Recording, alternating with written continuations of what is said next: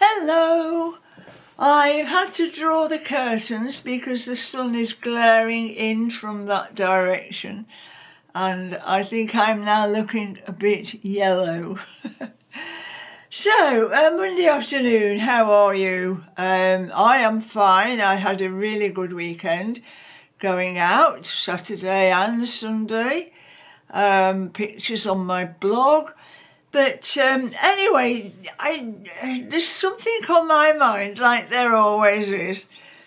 I'm quite concerned about how people are happy to go along with whatever is happening.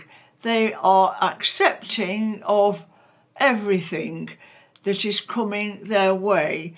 They are just not asking enough questions.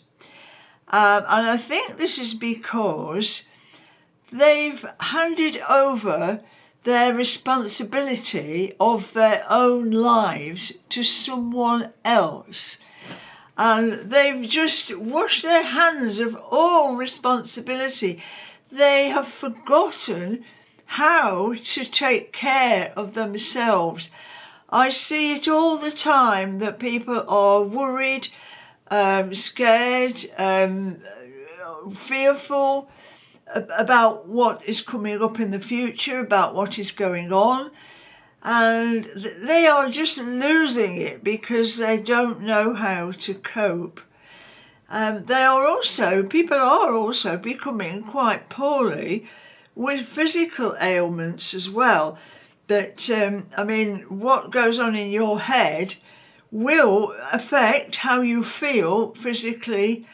It affects your whole body as a whole thing.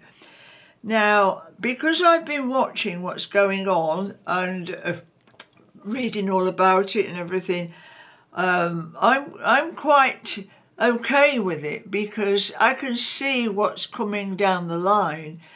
And why is it also obvious to me, and quite a lot of other people I may add, not everybody is living in a bubble with their heads buried in the sand. Some people are awake, but there are such a lot of people that will not question, they will not ask questions, they will not look into things.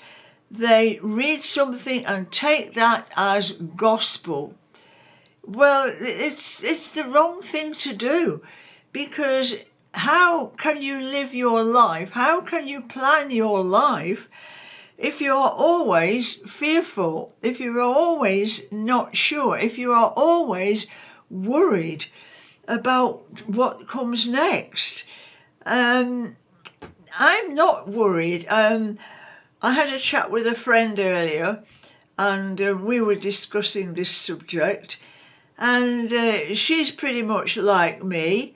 We are able to work our way round problems, difficulties, because that's what we've always done. We are very practical. We can find answers to problems. We don't just roll over and give in. We don't give in. I've never given in. So does my friend either. She's pretty much the same as me, actually. We know what's going on. So we think, I have the attitude that we will survive. I said to her, like, if something happens, like, I don't know, something falls off, my house falls down, or, something happens to the house, or maybe, I don't know, thunderstorm or any accident of a big magnitude, I will know how to start again, because that is what's in me, my desire to succeed, my desire to not give in. So I think whatever life throws at me, I will find a way through it. So I've got every confidence really in my ability to go with the knockbacks. Because I get knocked back, I will jump back up again, and that is it. But there are a lot of people that don't have that ability. They get knocked back, they are worried, they read something, they see something, and then they descend into a pit, basically. They descend into even more depression.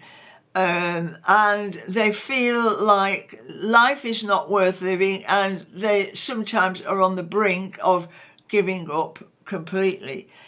But I will never ever get to that stage, never, because there has to be something better, there has to be something else, because I value my life is precious to me.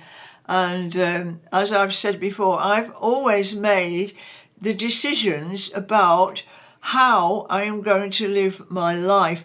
But you see, if you've got a partner, my choice to be single, by the way, if you've got a partner, then you hand over half of your life to another person.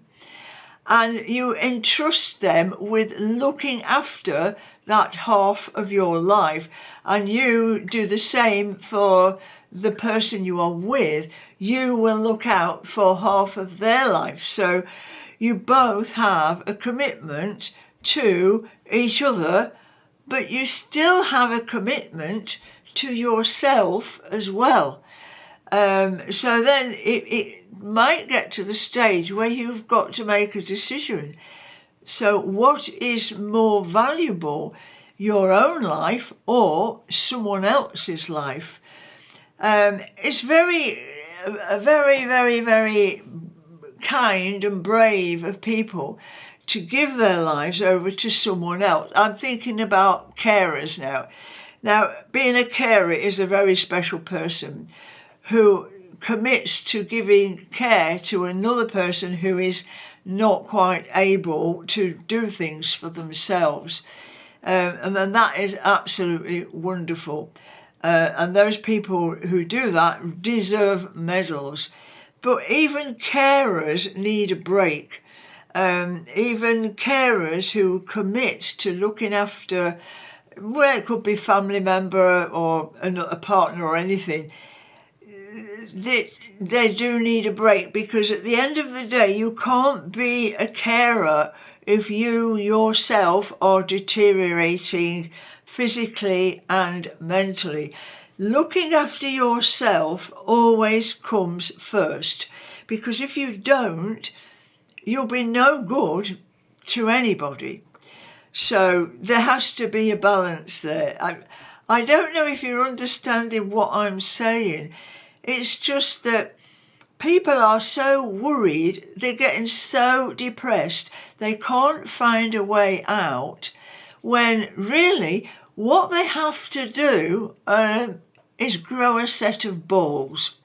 They have to. You have to have balls to survive in this life. This life can be pretty shit, and it's, bad things happen all the time. Now, I can withdraw into myself. My head is my space inside myself. I do not give my head away to anybody else. It is mine. My thoughts are in my head. So I look after that first, and I decide what I'm going to worry about. And to be honest, there is very little that I do worry about. But for some people, they worry a lot.